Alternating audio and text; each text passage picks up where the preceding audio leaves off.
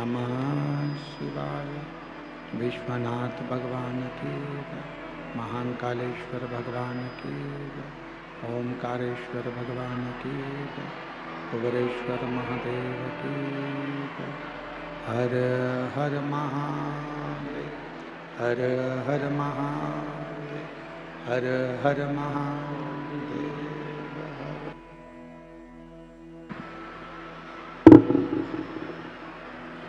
काशी विश्वनाथ तो गर्दानी त्रिकालदर्शी कैलाशी विनाशी भगवान शिव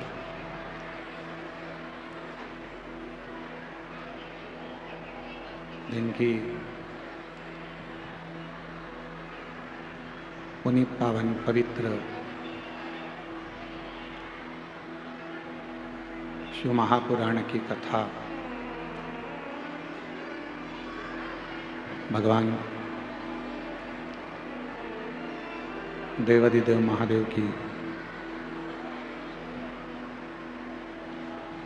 अनुपम कृपा से, करुणा से, दया से आप और हम ग्राम आरी डोंगरी कच्चे माइंस उत्तर बस्तर जिला कांकेर छत्तीसगढ़ की पवित्र भूमि पर बैठकर भगवान देवाधिदेव महादेव की पवित्र शिव महापुराण की कथा श्रवण कर रहे हैं।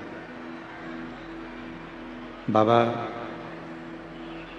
देवाधिदेव महादेव भगवान शिव जो संपूर्ण जगत का कल्याण करने वाले हैं, ऐसे भगवान देव की, महादेव की ये अनुपम माधुर्य शिव महापुराण की कथा के मुख्य यजमान श्री ब्रजलाल जायसवाल जी, श्रीमती निर्मला जायसवाल जी, जितेंद्र जायसवाल जी, श्रीमती राजकुमारी जी जायसवाल जी, एक बार जायसवाल परिवार के लिए जोरदार ताली बजाकर स्वागत वंदन अभिनंदन, जिन्होंने इस पवित्र पावन शिव महापुराण की कथा को आरी डोंगरी कच्चे गांवों में आयोजित कर कथा का लाभ सभी को दिया। एक बार जोरदार ताली बजाकर यजमान परिवार के लिए साधु था।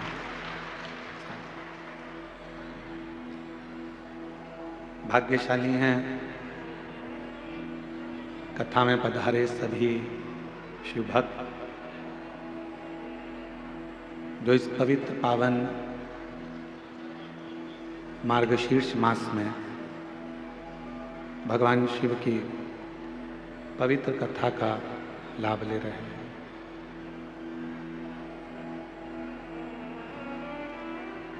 आज कथा मंडप में ही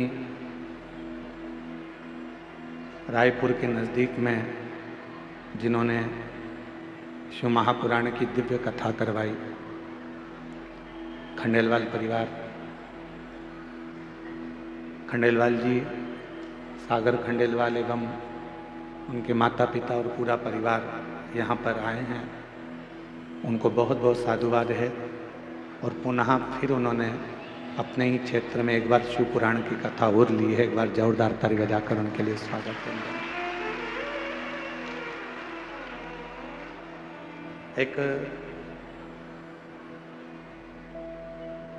जीवन का सबसे बड़ा सुख है परमात्मा का भजन।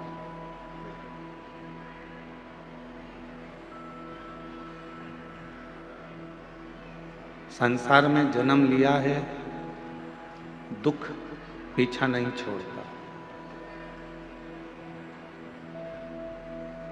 किसी ना किसी रूप में दुख, तकलीफ, कष्ट, बीमारी आती ही रहती है।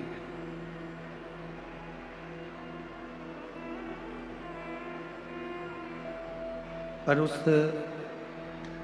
दुख को समाप्त कैसे किया जाए, उस दुख को कम कैसे किया जाए, उस तकलीफ को, उस बीमारी को समाप्त कैसे किया जाए, उसके लिए सबसे ज़्यादा जरूरी है भगवान शिव की अविरल भक्ति।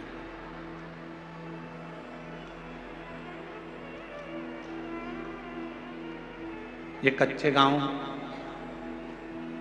एक ऐसा कांकेर जिले का छोटा सा गांव है जहां पर आदिवासी वनवासी सब यहाँ रहते हैं। और आदिवासी वनवासी क्षेत्र में ये कथा इन सभी क्षेत्रवासियों के लिए ऊर्जा देती है। जिन आदिवासी क्षेत्रवासी वनवासी क्षेत्रवासी बूढ़ा देव का पूजन करते हैं, बूढ़ा देव का आराधना करते हैं, बूढ़ा देव की साधना करते हैं, अपने बुजुर्गों से पूछें कि ये बूढ़ा देव है कौन।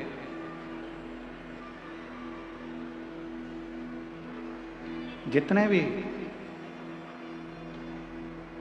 अब अपने अपने बुजुर्गों से वनवासी आदिवासी क्षेत्रवासी जब पूछेंगे कि ये बूढ़ा देव है कौन, तो बुजुर्ग बताएंगे कि ये शंकर भगवान का एक स्वरूप है, शिव का एक आनंदमय प्रतिबिंब। भगवान देवाधिदेव महादेव का एक स्वरूप बूढ़ा देव महादेव के रूप में।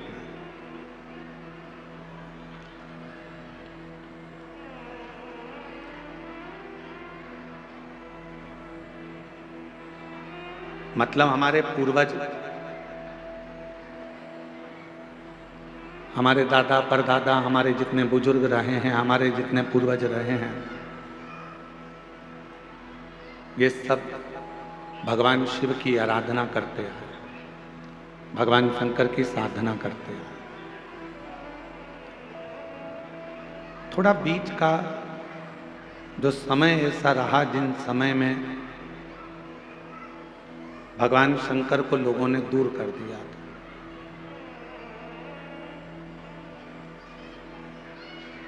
और दुनिया के लोग भगवान शिव जी से दूर होते चले गए थे, भगवान शंकर से दूरी बन गई थी।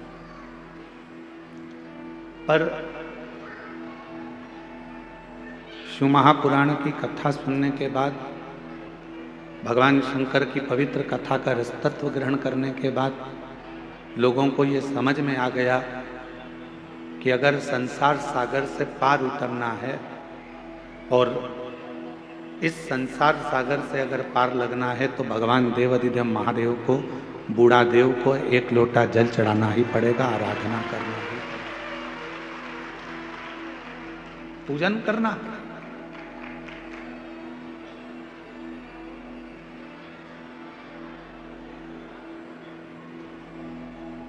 हम एक बात आपसे पूछें, उत्तर दीजिएगा कच्चे गांव वाले सब।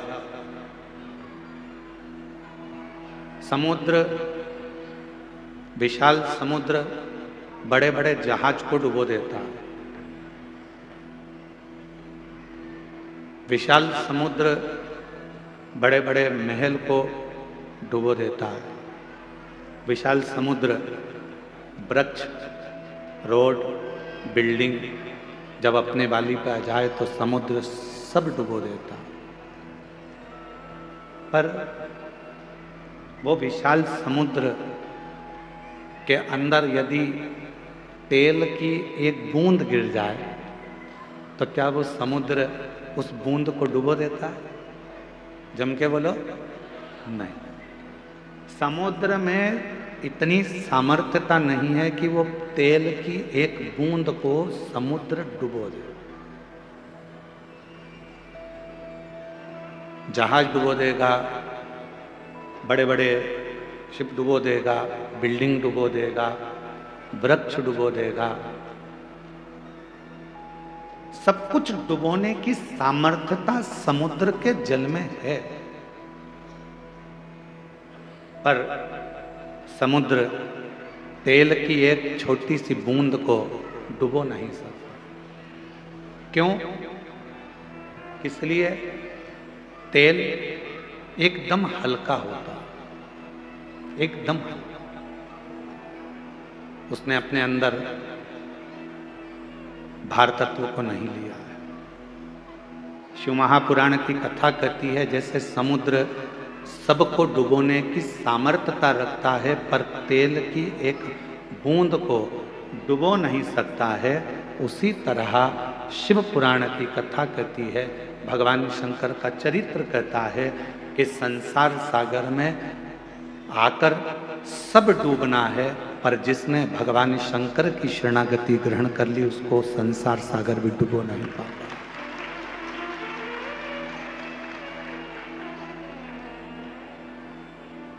उसको संसार सागर डुबो नहीं सकता।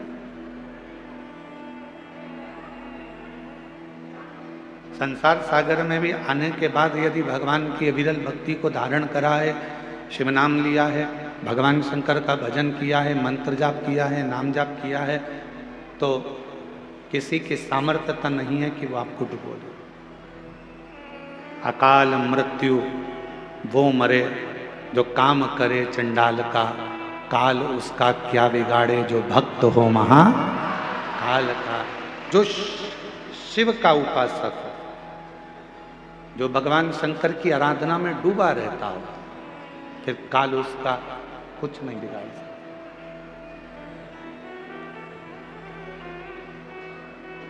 काल उसको छू नहीं पाता।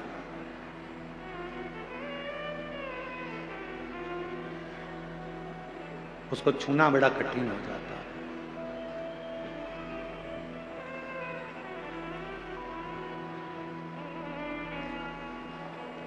आप कितना भगवान के प्रति समर्पित हैं, आप कितना मंत्र जाप कर रहे हैं, आप कितनी शिव की आराधना कर रहे हैं, आप कितनी शंकर की साधना कर रहे हैं, ये आपके ऊपर निर्भर करता है।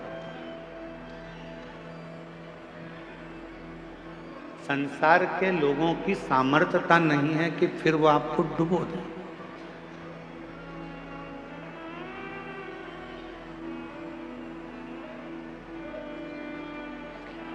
यहाँ सागर खंडेलवाल जी बैठे हैं रायपुर से। कहाँ बैठे लोग? इन्होंने जब इनके यहाँ कथा हुई तो कथा होने के बाद इन्होंने अपने घर के बाहर एक बहुत बड़ा, लगभग वह स्टेज का आधे भाग में आधा भाग इतना बड़ा श्री शिवाय नमस्तुभ्यम इन्होंने अपने घर के ऊपर लिखा, अंकित करवाया। तो सूचना मिली हमको, फिर हमने इनसे बात करी कि ये श्री शिवाय नमस्तुभ्यम आपने इतना बड़ा लिखवाया, छोटा भी लिख सकते थे, क्यों लिखा?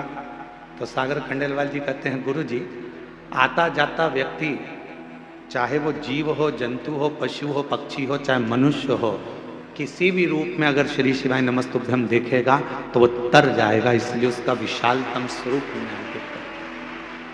विशाल, मैं धन्यवाद देता हूं आपको, बहुत बहुत सारा। बेटे, एक मंत्र, एक जप, एक साधना, एक आराधना जब हम मूल रूप से ग्रहण करते हैं, मूलतः के साथ जब हम उसको भजते हैं, तो वो हमें सुख देता है, हमें आनंद देता है।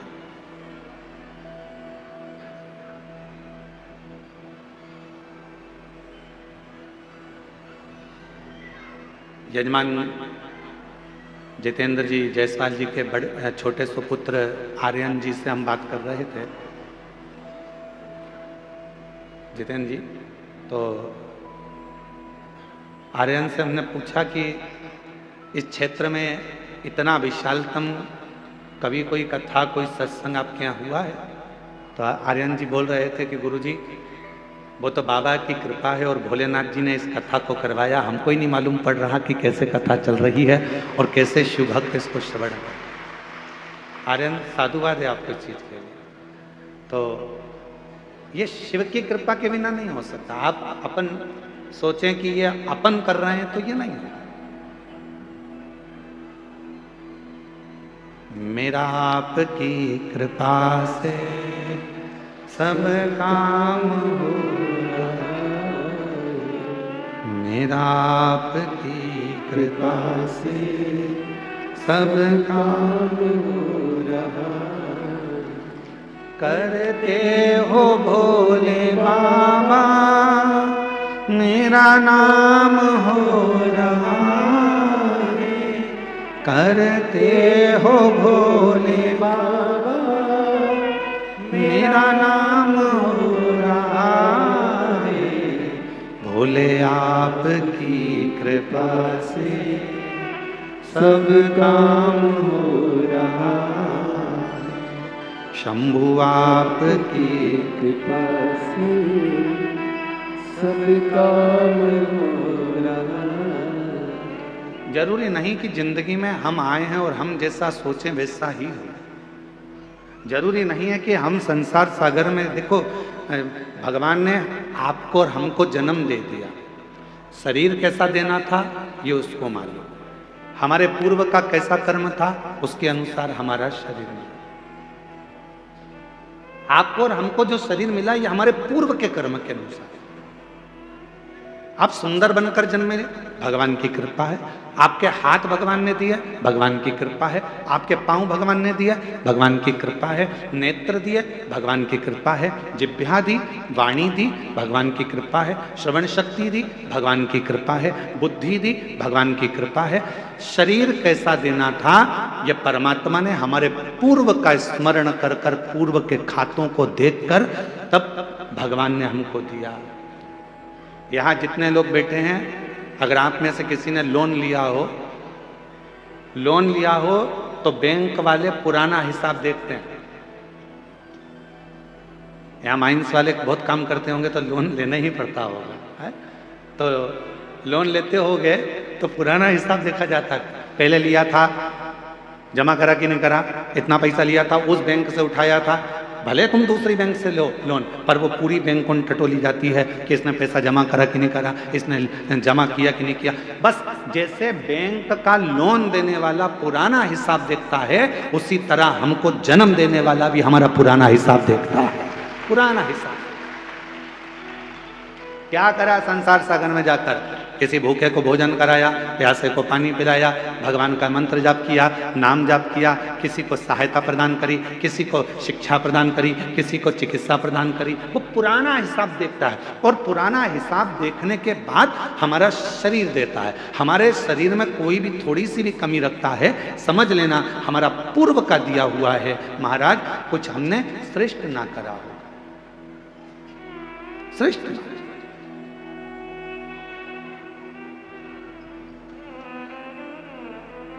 धृतराष्ट्र नेत्र नहीं है।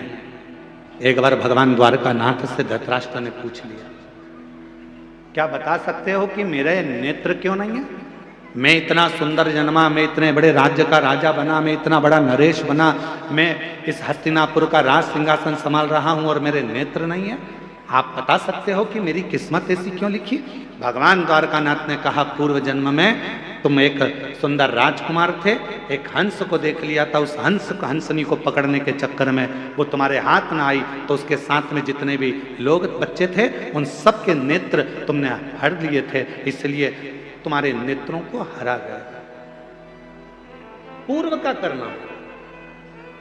कोई पिछले जन्म के अच्छे कर्म मुझे बाबा दे, कोई पिछले जन्म के अच्छे कर्म मुझे बाबा तेरा साथ मिला। जहाँ सारी दुनिया झुकती है, जहाँ सारी दुनिया झुकती है, मुझे वो आली दरबार मिला, दरबार मिला। कोई पिछले जन्म के अच्छे कर्म मुझे बाबा तेरा साथ मिला। पूर्व का हमारा कोई अच्छा पुण्य होगा, अच्छे हाथ पैर दे दिए। पूर्व का हमारा कोई पुण्य होगा, बोलने के लिए वाणी दे दी। पूर्व का अच्छा पुण्य होगा, देखने के लिए नेत्र दे दिए महाराज। और भगवान ने सब कुछ दिया, पूर्व का पुण्य। और फिर याद रखो, हमारे और आपके पिछले जन्म का कोई अच्छा कर्म होगा जो शिव महापुराण की कथा कच्चे गांव में दे दी, ये पुण्य है।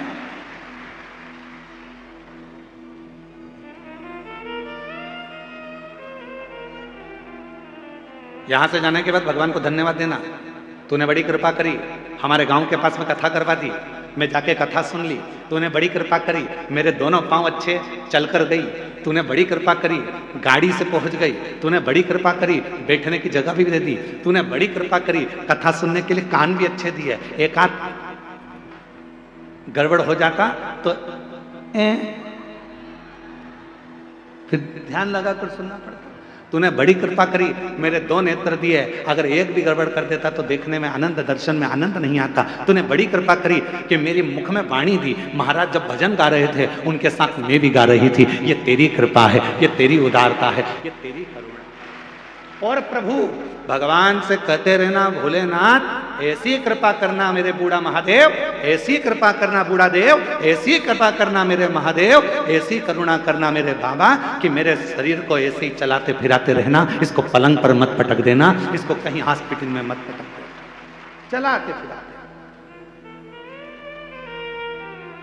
पूर्व का कर्म है हमारा। होते कई लोग ऐसे भी होते हैं जिनको खूब समझाओ, पास में कथा हो रही है चले जाओ, भगवान का नाम ले लो, एक लोटा जल चढ़ा दो, भगवान की भक्ति कर लो, पर वो करने को तैयार नहीं होता। उनके रहते हैं, नीम के पेड़ के नीचे कितनी भी गुलाब जामुन की चाशनी डालो, नीम मीठी हो जाएगी? बोलो तो नहीं।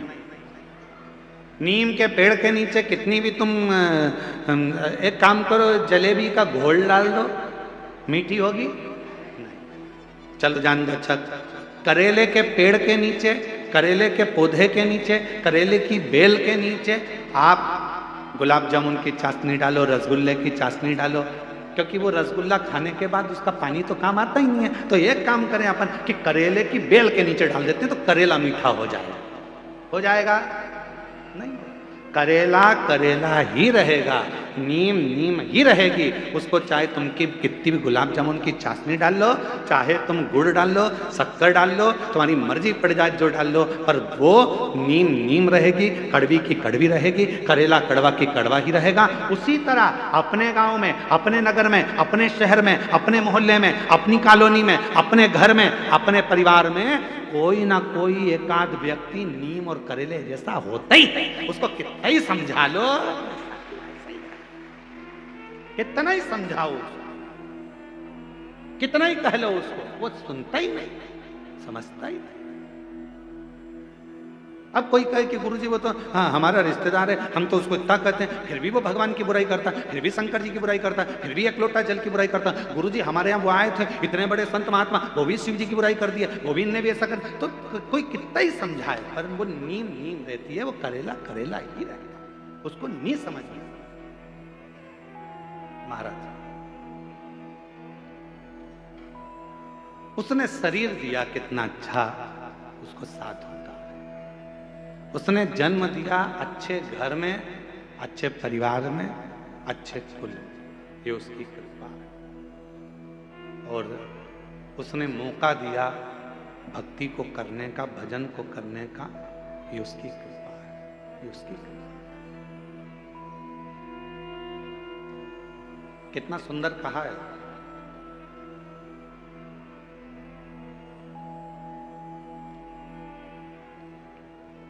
एक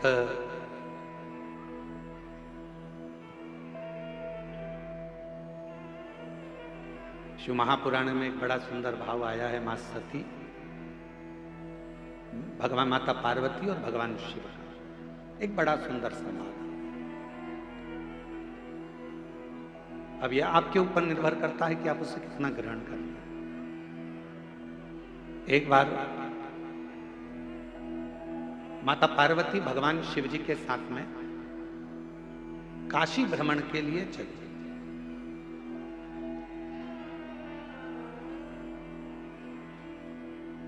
नंदी पर बैठकर मां पार्वती जी बाबा भोलेनाथ जी के साथ चल।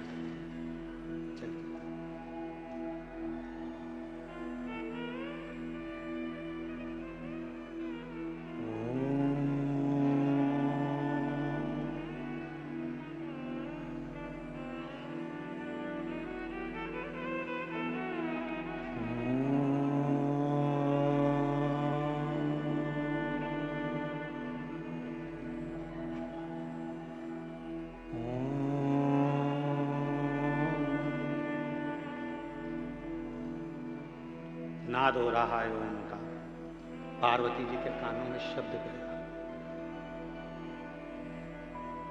घूम कर देखा मां पार्वती जी ने कहां से आवाज आ रही। फिर पार्वती जी आगे बढ़ गई, फिर शब्द सुना।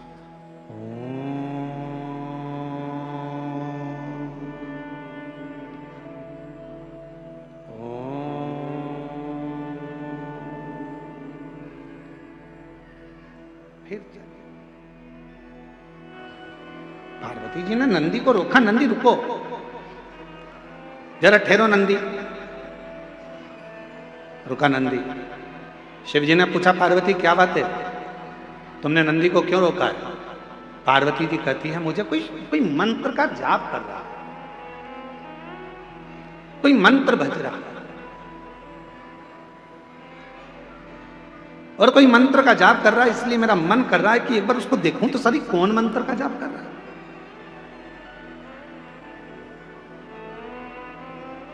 सब दूर मां जगत जननी माता पार्वती ने भ्रमण किया, जपने वाला नहीं मिला। फिर नाद हुआ,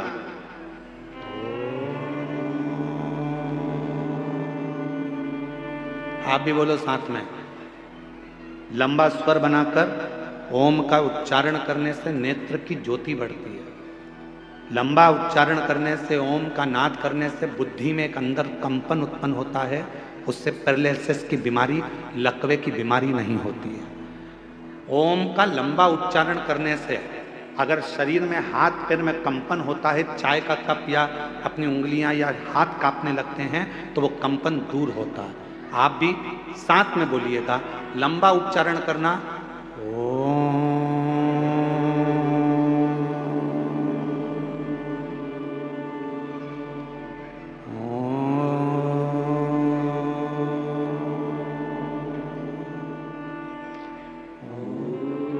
लंबा उच्चारण करते हुए, वाणी को स्थिर करते हुए, नेत्र को बंद कर कर हृदय के अंदर झांकते हुए उच्चारण करेंगे। लकवे की बीमारी नहीं होगी, पैरालिसिस नहीं होगा, हाथ का कंपन दूर होगा और बुद्धि तीव्र होगी। साथ में बोलते चले।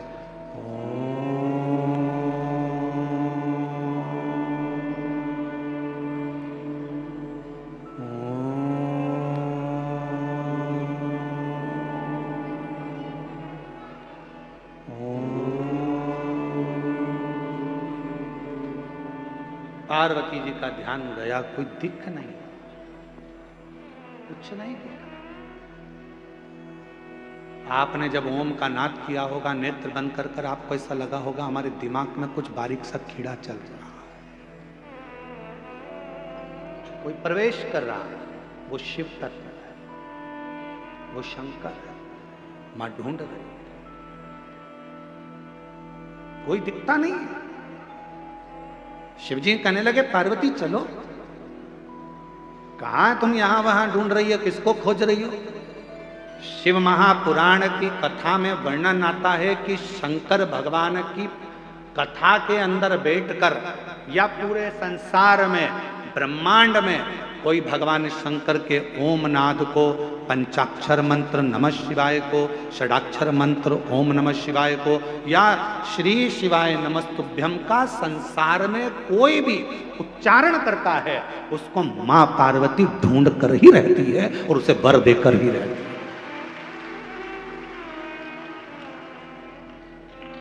मेरी मां जगत जननी उसको वर प्रदान करती है।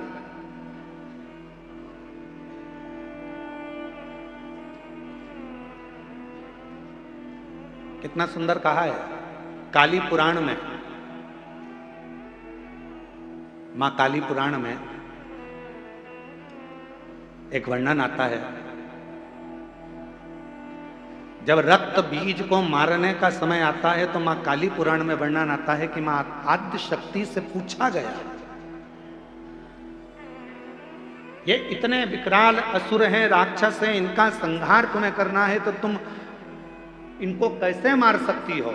तो मां आद्य शक्ति काली पुराण में वर्णन आता है कि मां आद्य शक्ति ने कहा, जब मैं किसी एक मंत्र को पकड़ लेती हूं और उस मंत्र का बार बार उच्चारण करती हूं तो वो मंत्र मुझे अंदर से शक्ति प्रदान करता है और रक्त बीज जैसे राक्षस तो यूं ही मर जाते हैं, असुर संहार हो जाता है। नेत्र बंद कर सब एक बार फिर उच्चारण के साथ लंबे ओम नाद शरीर के रोगों को दूर करने के लिए, शक्ति को प्रदान करने के लिए, शिव भक्ति को प्रदान करने के लिए, जितने आस्था चैनल पर बैठे हैं, जितने फेसबुक यूट्यूब के सामने कथा सुन रहे हैं, जितने पंडाल में कथा सुन रहे हैं, बड़े प्रेम के साथ लंबी श्वास के साथ में उच्चारण करेंगे, मां आद्य शक्ति हमको स्मरण करेगा।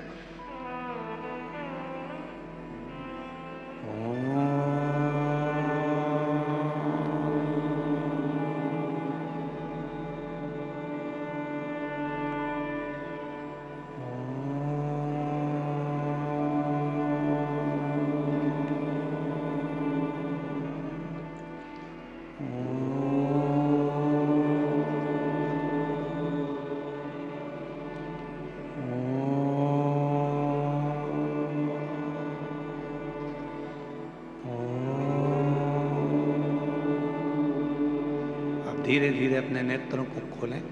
शिव नाम का स्मरण सुख प्रदान करता, सुख, एक शक्ति, एक बल, एक ऊर्जा भगवान के नाम। काली पुराण में कहा मां आद्य शक्ति दुर्गा भवानी ने कि मैं रक्त बीज असुर का संहार तो भगवान के नाम के उच्चारण से कर देती हूं। याद रखना, दुनिया के लोग पूछते हैं श्री शिवाय नमस्तुभ्यम में क्या है, श्री शिवाय नमस्तुभ्यम बोलने से क्या होता है, श्री शिवाय नमस्तुभ्यम दरवाजे पर लिखने से क्या होता है, श्री शिवाय नमस्तुभ्यम अपनी गाड़ी पर लिखवाने से क्या होता है, श्री शिवाय नमस्तुभ्यम अपनी फैक्ट्री पर लिखवाने से क्या होता है, श्री शिवाय नमस्तुभ्यम अपनी दुकान पर लिखवाने से क्या होता है। शास्त्र कहता है तुम्हारी जिंदगी में अगर दुख प्रवेश कर रहा होगा तो वो मंत्र को पढ़ते से ही बाहर निकल जाएगा, भीतर प्रवेश नहीं करेगा। मंत्र में वो बल होता है, मंत्र में वो शक्ति होती है। श्री शिवाय नमस्तुभ्यम, श्री शिवाय नमस्तुभ्यम, श्री शिवाय नमस्तुभ्यम। बोलो बोलो सब बोलो, श्री शिवाय नमस्तुभ्यम, श्री शिवाय नमस्तुभ्यम, श्री शिवाय नमस्तुभ्यम। उस मंत्र का उच्चारण करना मूल हो जाता है। पार्वती मैया ढूंढ रही हैं, कोई मिलता नहीं है। शिवजी उनको ले गए काशी में एक स्थान पर, तट पर मां गंगा के बैठ गए। शंकर भगवान को नमन कर कर मां पार्वती जी वहां से चल दी और पार्वती मैया भ्रमण करने के लिए गई, ढूंढने के लिए गई। जो मंत्र जप रहा था, जो मंत्र का उच्चारण कर रहा था, जो मंत्र को पढ़ रहा था, वो कौन है, कहाँ है, दिखता नहीं है। मां उस पार्वती मैया उस काशी खंड के अंदर, मां काशी की नगरी में उस जीव को ढूंढ रही हैं जो उच्चारण कर रहा है, जो जप रहा है, मंत्र का उच्चारण कर रहा है। और तभी पार्वती मैया भ्रमण करने के लिए निकली। ढूंढते ढूंढते ढूंढते ढूंढते मां आद्य शक्ति, मां जगत जननी, मां पार्वती जी उस व्यक्ति को देख, वो मिल गया। जो मंत्र का जाप कर रहा था वो मिल गया, जो मंत्र का उच्चारण कर रहा था वो प्राप्त हो गया, जो मंत्र को भज रहा था मिल गया।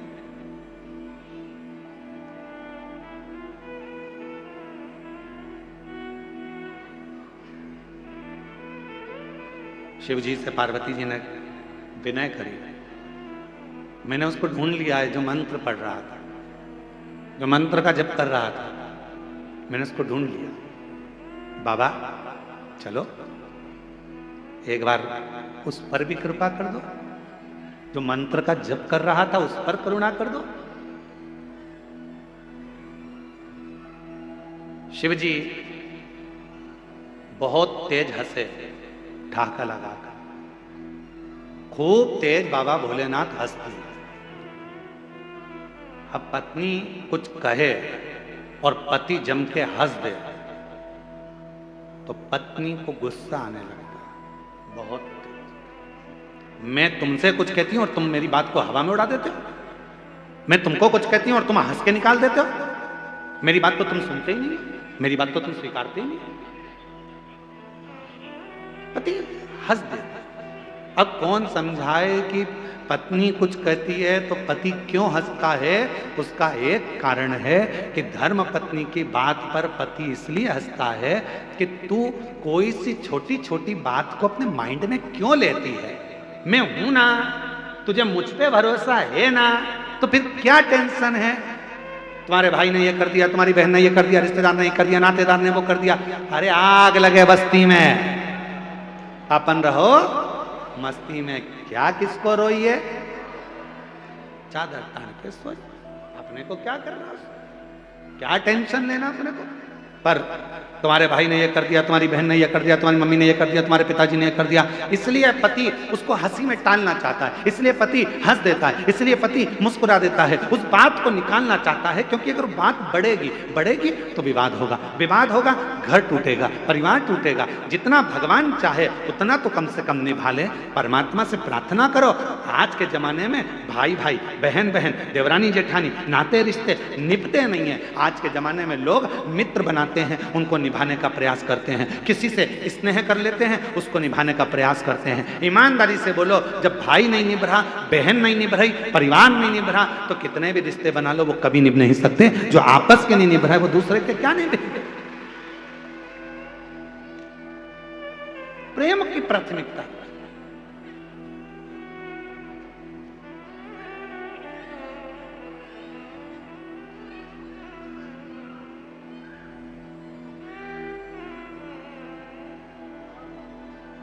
हमारे यहाँ कुबेरेश्वर बाबा के पवित्र धाम में कई लोग आते हैं, साथ में बर्तन भी लाते हैं, आटा भी लाते हैं, दाल भी लाते हैं, चावल भी लाते हैं, और पीछे बेलपत्री की जहाँ वाटिका है, वहाँ जहाँ बट वृक्ष है, वहाँ कहीं पर भी बैठकर अपना भोजन बनाते हैं, पाते हैं, परिवार के साथ बैठकर भोजन करते हैं। उनको देखकर हमें बड़ी प्रसन्नता होती है। हम कई लोगों से मिलने भी जाते हैं, वहाँ पर अगर सीहोर रहते हैं तो हम उनके पास जाते हैं, बोलते हैं भगवान बड़ी कृपा करा है आप पर कि कम से कम आज आपका पूरा परिवार बाबा के धाम में बैठकर भोजन तो कर रहा है। इससे बढ़कर सुख और क्या हो सकता है?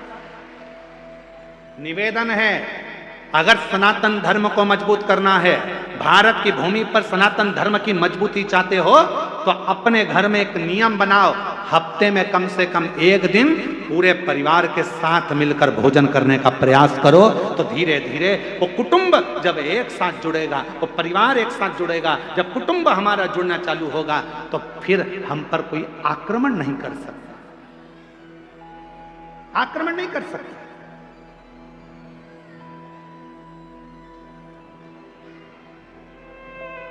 पहले ऐसा नियम था, जिसका बड़ा घर होता था ना, उससे लोग झगड़ा कम करते थे। पहले देख लेते थे कितने भाई हैं, 9, उनके बच्चे कितने हैं, सबके मिला के 12। पहुंच मत जाना, ढूंढ देंगे पकड़ के, चले ही मत जाना।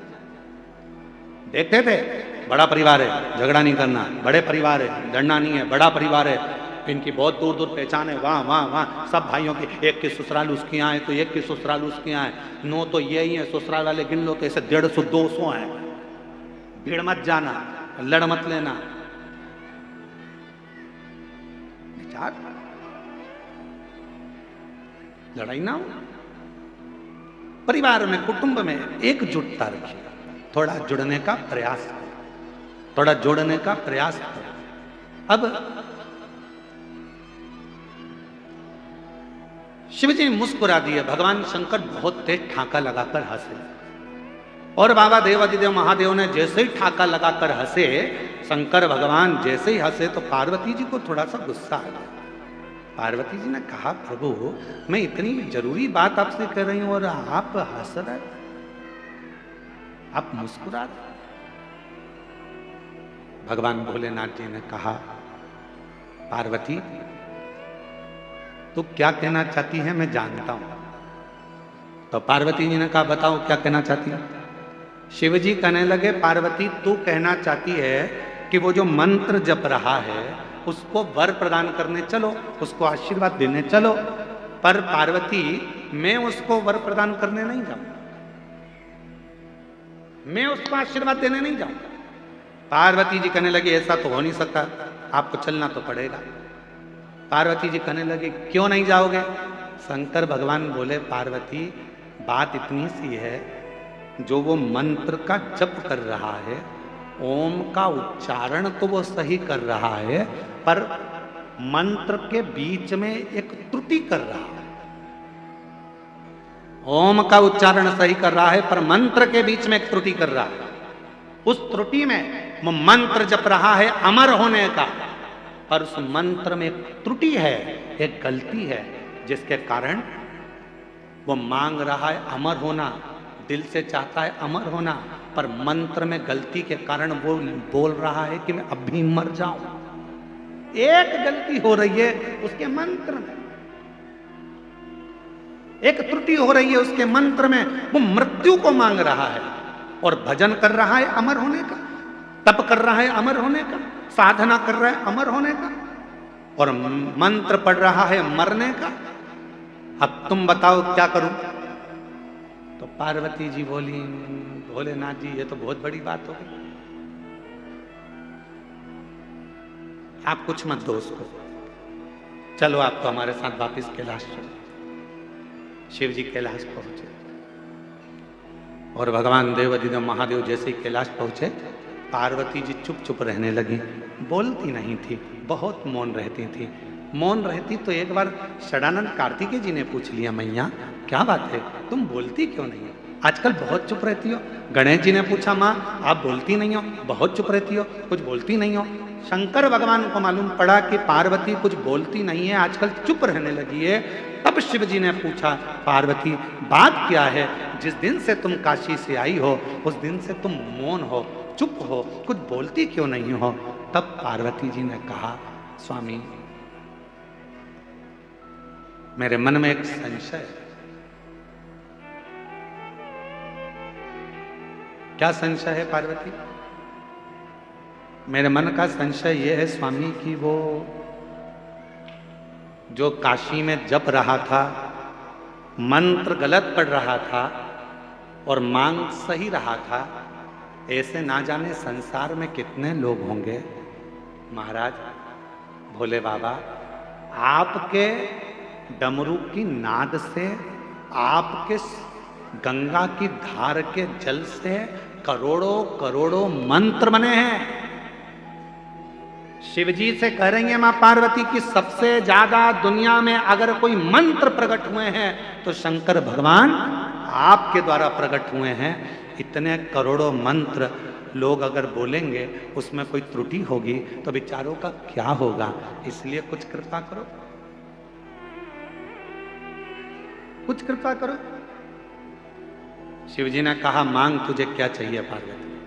पार्वती जी कहती हैं, प्रभु बस ऐसी कृपा कर दो कि कोई कैसा भी जपे, गलत भी जपे, चाहे सत्य भी जपे, सही भी जपे, चाहे वो गलत भी जपे, तो भी उसको नरक ना भोगना पड़े, वो आपके धाम सारी कामनाएं प्राप्त कर कर आपके धाम में पहुंच जाए। ऐसा बस इतना सा बात। शिव जी ने कुछ बोला नहीं, चुप रहे। अभी तक मां पार्वती जी चुप थी, अब भगवान भोलेनाथ चुप होगा, बोले नहीं। और मंत्र जपने वाले दुनिया के लोग मंत्र जप रहे।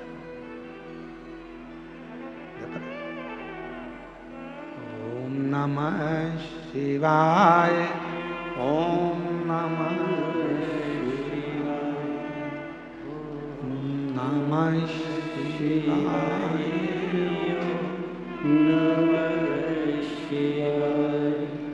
हरिहर नमः शिवाय, गोरा नमः शिवाय। हरिहर नमः शिवाय, गोरा नमः शिवाय।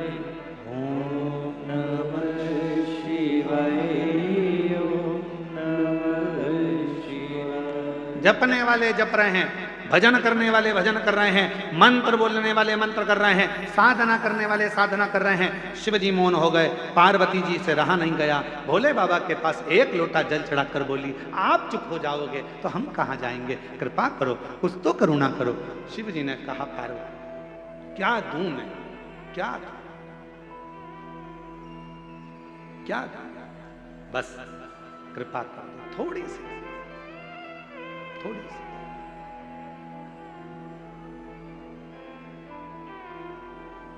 आप तो दयालु हो। पार्वती जी ने कहा, मैंने मेरे पिता हिमालय राज के मुख से सुना था, शंकर भगवान के शिवलिंग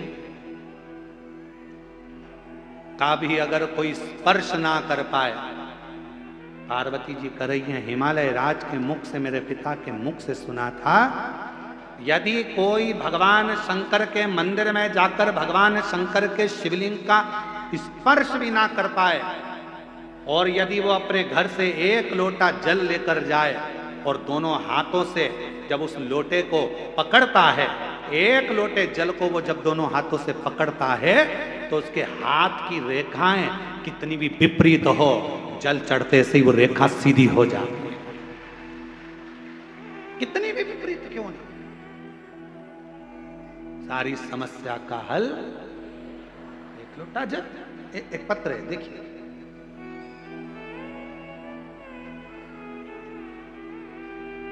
रेखा कैसे सीधी होती है उसको इस पत्र में देखिएगा, ठीक है। जरा ध्यान देना, पत्र को और एलईडी पर भी इस पत्र को पढ़ाएंगे, आप लोग पढ़ना। आस्था चैनल पे एलईडी पर नहीं चल रहा है, पत्र चल रहा है, एलईडी पे चलेगा। मैं ललिता बाई साहू, ग्राम संबलपुर। पत्र को आप लोग आस्था चैनल पे भी पढ़ सकते हो, बड़े ध्यान से पत्र का स्मरण करिएगा। कहीं बैठी हो, मैं ललिता बाई साहू, ग्राम संबलपुर, जिला कांकेर, छत्तीसगढ़ की रहने वाली। कहीं बैठी हो तो हाथ हिला सकती हैं, अगर कहीं बैठी हो तो हाथ हिला सकती हैं। हाथ हिलाओ एक बार, हाँ दिख गए हो, आ जाओ, एक बेलपत्र ले जाना, आ जाइए, धीरे धीरे आओ। मैं ललिता बाई साहू, ग्राम संबलपुर, जिला कांकेर, छत्तीसगढ़ की रहने वाली हूँ।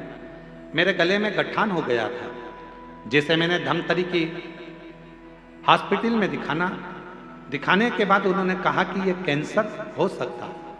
बोलकर हम रायपुर चले गए और रायपुर में जाकर रायपुर में भेजा गया, जहां मैंने कान के पास में से टुकड़ा निकाला गया, छोटा सा ऑपरेशन कर कर कान के पास से टुकड़ा निकालकर उसे मुंबई भेजा गया, जिसमें चेक कराया गया तो कैंसर की पुष्टि हो गई कि मुझे कैंसर बताया गया।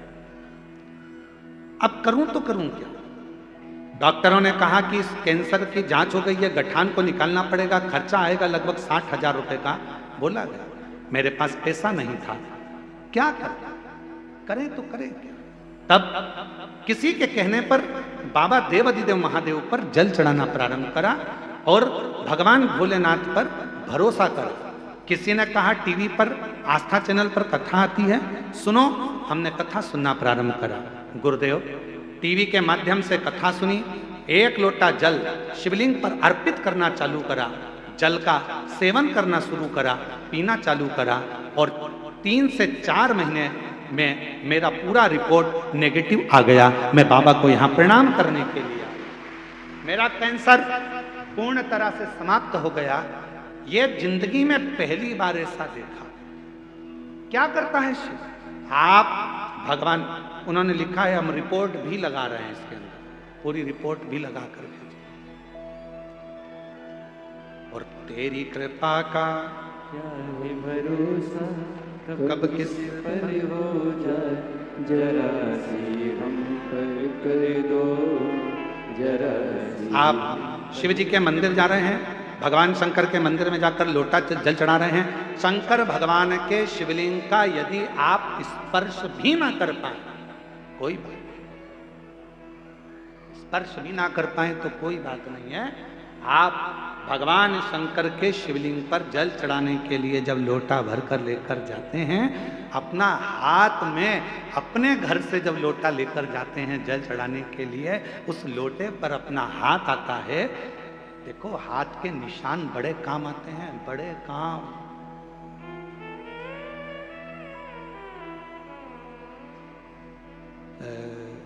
आधार कार्ड बनता था ना पहले, आधार कार्ड बनता था तो थंब लगाए जाते थे, उंगलियों के निशान ऐसे 5 उंगलियां लगाकर ऐसे देखा जाता था, 4 उंगली। फिर नेत्र,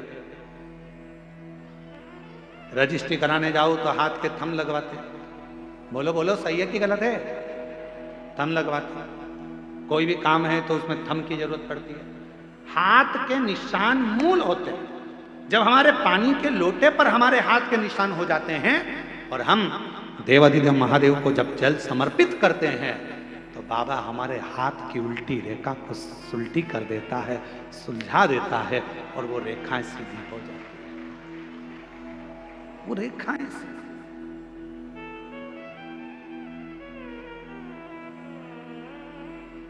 क्या नहीं देता शिव,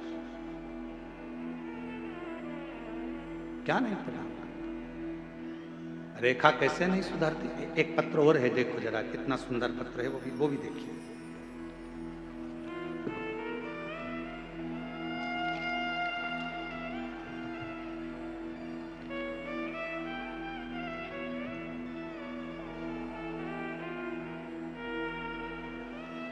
जमुना रमेश सिन्हा, जरा गांव का नाम बोलो पढ़ के।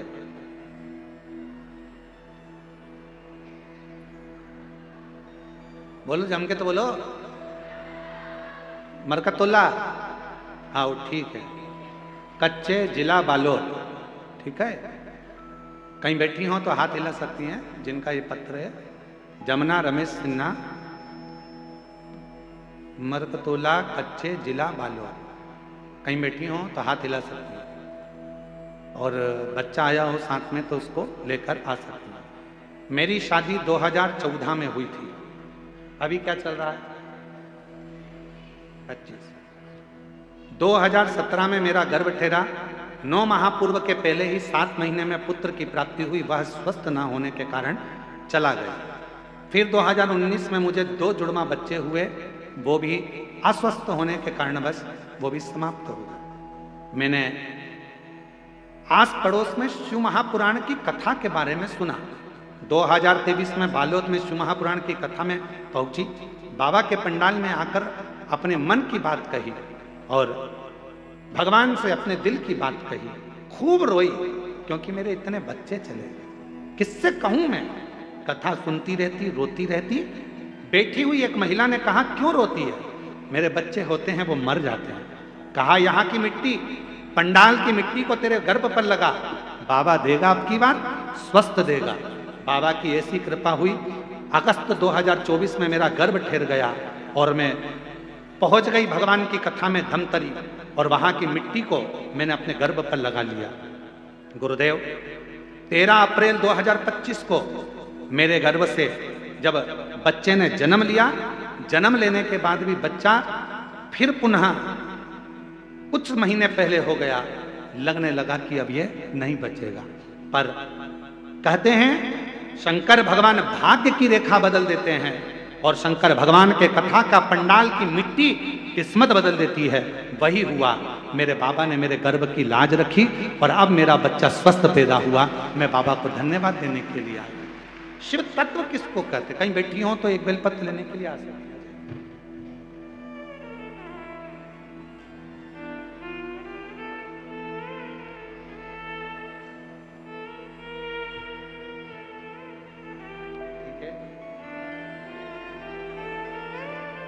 खाली न जाता कोई दर से तुम्हारे खाली न जाता।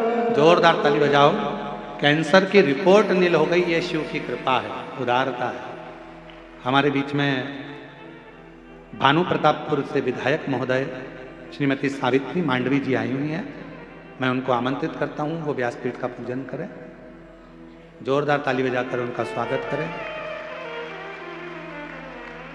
जो जैसी भावना लाया वो वैसा ही फल पाया।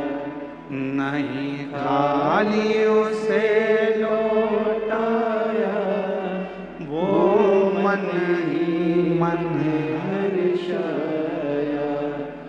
और कर दिया माला मान काशी वाले लुटा दिया भंडार काशी वाले लुटा दिया। भंडार काशी वाले। कृपया कम लोग आए, केवल विधायक महोदय के साथ में 1-2 लोग आए, उसके सिवाय ज्यादा लोग ना आए। कर दिया माला मार काशी वाले ने जो जैसी भावना लाया वो वैसा ही फल पाया।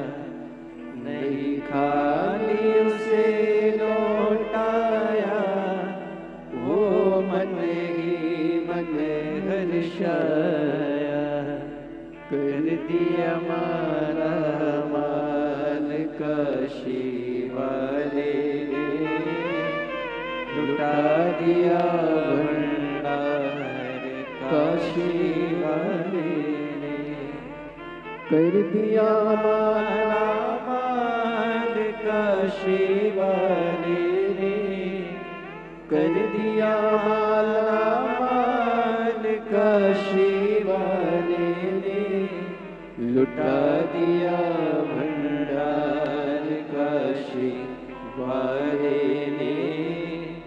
कर दिया माला माल काशी वाले ने लुटा दिया भंडार काशी वाले ने।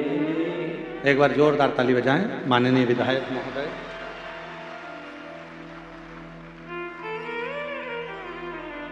श्रीमती सावित्री जी मांडवी, विधायक भानु प्रतापपुर छत्तीसगढ़। शिव तत्व में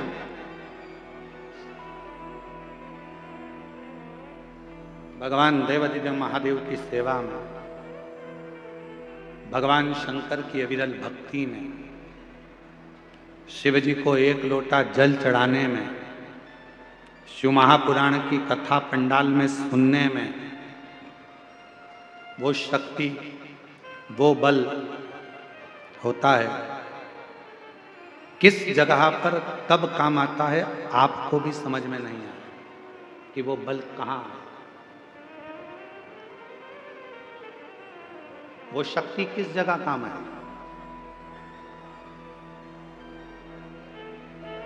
जरा उत्तर दीजिएगा, आप लोगों से पूछें, आप लोगों ने आज भोजन करा है? घर पे खाना खाया कि नहीं खाया? जम के तो बोलो खाया। ठीक है। 4 महीने पहले खाना खाया था? जम के तो बोलो खाया।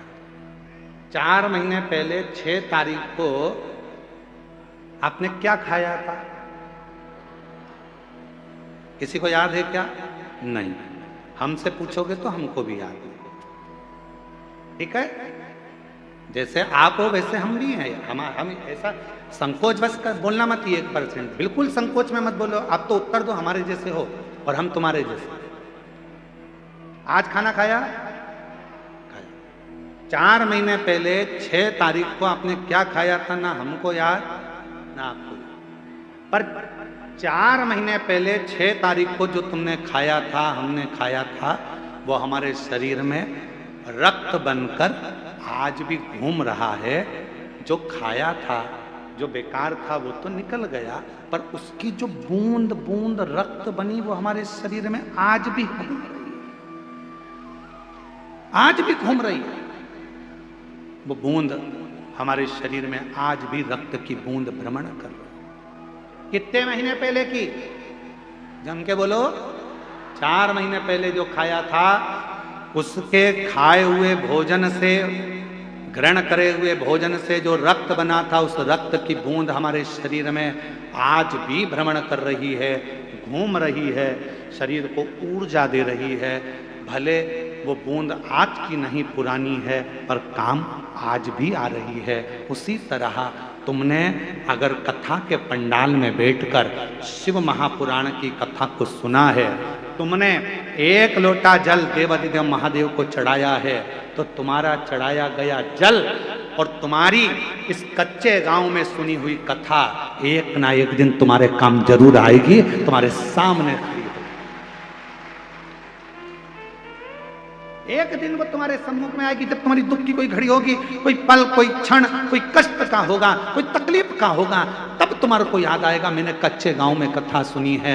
वहां की मिट्टी को मैं आरती होने के बाद, जब आरती पूरी हो गई, आरती होने के बाद जब मैं वहां से चली, तो वहां की मिट्टी को मैंने अपने शरीर पर लगाया था। वहां की थोड़ी सी मिट्टी मेरे पास में रखी है। मैं कंकर शंकर के पूजन कुबेरेश्वर धाम कर आई थी। मैं कुबेर भंडारी के यहाँ सीहोर गई थी, वहां मैंने कंकर शंकर की पूजन करी थी। वहां से मैं रुद्राक्ष लाई थी, कंकर लाई थी, वो कंकर मेरे पास रखा है। मेरे तकलीफ नहीं रह सकती। अगर तकलीफ आई है, कष्ट आया है, दुख आया है, तो निश्चित है कि वो दुख मिटेगा जरूर। और तुमने उस कंकर को 1 लोटा जल चढ़ाना प्रारंभ करा, रुद्राक्ष को गलाकर शिव को चढ़ाना प्रारंभ करा, पंडाल की मिट्टी को शरीर पर लगाना प्रारंभ करा। बेटे ने कहा मम्मी मुझे ये तकलीफ है, मेरा ये काम अटक रहा है, और तुमने कहा चिंता मत कर, ये रुद्राक्ष लेकर जा, बाबा पूर्ण करेगा। और बाबा ने पूर्ण कर दिया। वो काम आएगा, आज नहीं तो कल, पर आएगा, आएगा।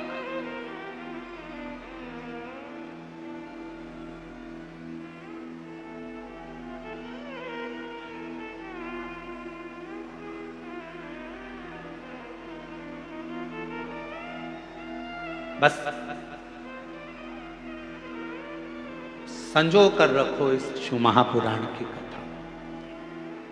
पार्वती जी ने हाथ जोड़कर कहा कि उसने मंत्र गलत पढ़ा, मैं मानती हूं, पर संसार में ना जाने कितने लोग हैं।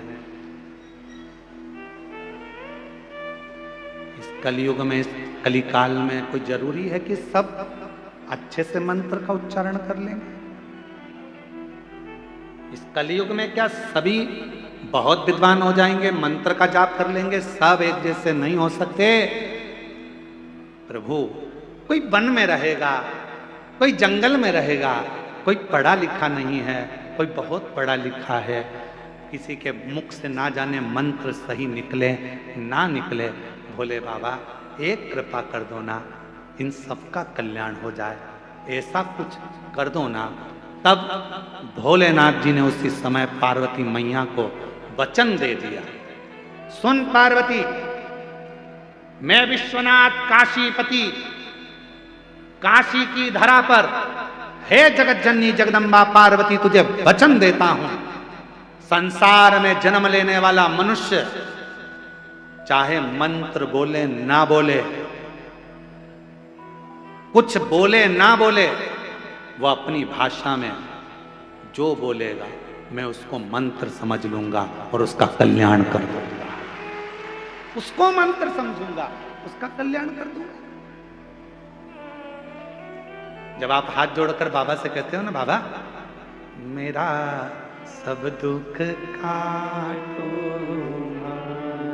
ओ भोला, सब दुख काटो। अब दुनिया के लोग कहते हैं गुरुजी तुम ये बात बार बार बोलते हैं, भजन की लाइन है, भजन की लाइन है। भजन की लाइन नहीं है। जब हम कोई चीज बार बार बोलते हैं तो वो भजन नहीं रहता। जब हम कोई बात बार बार बोलते हैं वो केवल एक भजन की लाइन नहीं रहती, वो मंत्र हो जाती है और उस मंत्र की सिद्धि प्राप्त हो जाती है। भोला सब दुख काटो। आप भी बोलो, जितने बैठे हैं पीछे आगे दाएं बाएं सारे पंडालों के बाहर जितने बैठे हैं, लाखों की संख्या में आप लोग आए हो, पंडालों में जगह नहीं है। एक बार प्रेम से बोलो, ओ भोला सब दुख काटो हमारा, ओ भोला सब दुख काटो हमारा। शिव शंकर जपूं तेरी माला, भोले बाबा जपूं तेरी माला, भोला सब दुख काटो हमारा। आवाज नहीं आ रही है, तुम चुप रहो।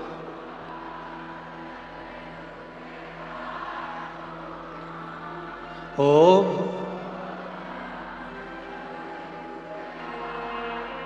बहुत बढ़िया। बाबा से प्रार्थना, ये केवल स्तुति नहीं है, केवल ये भजन नहीं है, ये हमारी मंत्र साधना, मंत्र साधना। श्री शिवाय नमस्तुभ्यम। शायद पूरी दुनिया में उठा के देख लेना, किसी मंत्र का विरोध हुआ है तो सबसे ज्यादा इसी मंत्र का हुआ। लोग स्वीकार ही नहीं करते। सियोर वाले महाराज ने मंत्र बनाया है, खुद का मंत्र है, ये कोई मंत्र है क्या? इसको बोलना चाहिए क्या? ये मंत्र की गिनती में नहीं आता, ये मंत्र नहीं है।